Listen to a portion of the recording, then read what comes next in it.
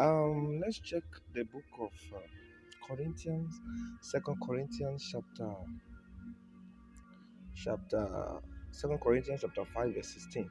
It says, "Wherefore, henceforth, know we no man after the flesh. Yeah, though we have known Christ after the flesh, yet now henceforth know we him no more." Can you see that? Now, I want us to actually look at something on this topic. But before then, let me read some of my points here. This was the conclusion of the church after they have learnt certain lessons by experience. They had embraced some people to be part of the church officials based on their post in the society. And after it became clear of how shallow they were, then the conclusion was no we no man after the flesh. If a renowned man attends your fellowship, if you know he has not submitted to Jesus, then introduce him to Jesus. If you choose to give him a post in the church without considering his spiritual deadness, your experience may not be good enough. Now, before the church here reached this conclusion by saying, "No, we no man after the flesh," they have learned certain lessons.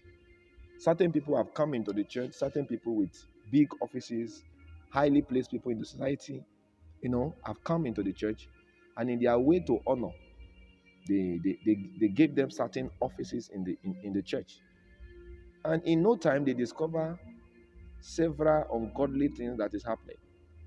So from that experience, their conclusion was, henceforth, know we no man after the flesh. Meaning, we are not going to just bring in people by the virtue of their physical qualities. We will not walk with the flesh to choose. We will not look at the post in the society, but we will look at their spiritual maturity. Now, how do you also know men? Are you knowing men after the flesh? To know men after the flesh in this regard is to judge men based on the physical qualities you see. So, because he came to church with a well ironed cloth, a well polished shoe, and he did that for 1 month, he's rich. And because he's working in a big company, he's rich. He's using 4 different cars.